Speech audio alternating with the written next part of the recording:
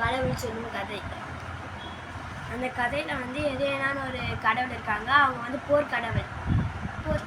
அவங்களுக்கு வந்து ரொம்ப கோவம் வருமா. அவங்க இந்த கதையை ஆரம்பிச்சோன்னு சொல்லி அவங்க ஆரம்பிக்கிறாங்க. அவங்க பேர் வந்து எதேனா. எதேனாவுக்கு வந்து ரொம்ப கோவம் வரும். அவங்க வந்து போர்க்கடவுள். அப்புறம் அவங்களுக்கு வந்து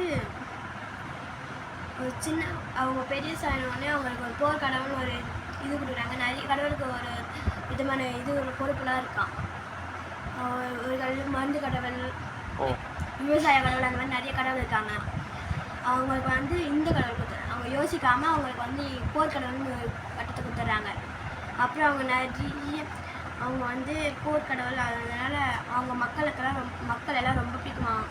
அவங்களுக்கு மக்கள்லாம் ரொம்ப பிடிக்குமா. அவங்க வந்து எப்பவுமே மக்கள் ஒன்றா இருந்து பார்க்கலையாம். அவங்க எப்போதாலும் சண்டை போட்டு கால் கையில் வச்சுருந்தா பார்த்துருக்காங்களாம்.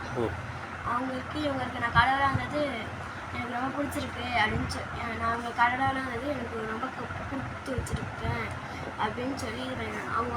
அவங்க நினச்சி சாப்பிட போகும்போது இதே நான் என் ஞாபகத்தை தள்ளி விட்டு நீ எங்கே இருக்க அப்படின்னு கூப்பிடுவாங்க பூமியிலேருந்து. அப்புறம் வந்து பூமி அந்த திராட்சை சாப்பிடும்போது அதை வச்சுட்டு கை கூட கழுவாமல் அப்படியே வந்து ஓட்டி வந்து கீழே வந்து பார்ப்பாங்க. அப்போ 2 இது இருக்குமா. அதில் வந்து இந்த பக்கம் இருக்கவங்க இவங்களை கொண்டு, இந்த பக்கம் இருக்கவங்க இவங்க கொண்டு அவங்க வந்து 2 பேரையும் கொண்டுடுவாளாம். 2 இதுவும் கொண்டுடுவாளாம். அப்புறம் வந்து அவள் வந்து எல்லாத்துக்கும் காரணம் நான் தானேன்னு சொல்லிட்டு அப்புறம் வந்து அவங்களுக்கு அந்த பெரிய கடவுள் வந்து அவளுக்கு வந்து இன்னொரு பொறுப்பு தராங்க. அதுதான் அறிவு.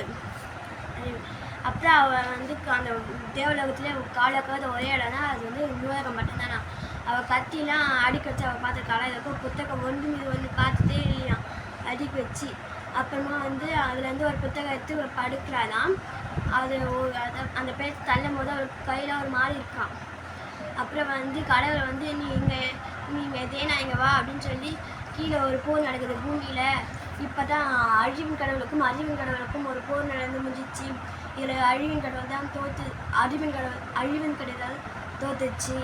இனிமேல் அழிவின் கடவுள் இல்லை, அறிவின் கடவுள். இந்தாங்க உங்கள் ஆயுதம், இதை விட ஒரு பெரிய ஆயுதம் இருக்குது அப்படின்னு சொல்லிட்டு. என்ன ஆயுதம் அது புத்தகம். இது வந்து நான் மனிதர்களுக்கு கொடுக்காம நான் தேவலோகம் வந்து சேர மாட்டேன் அப்படின்னு சொல்லிட்டு போயிட்டாலாம். அந்த புத்தகம் அந்த 1000 புத்தகம். இது கிப்ளிங்கின்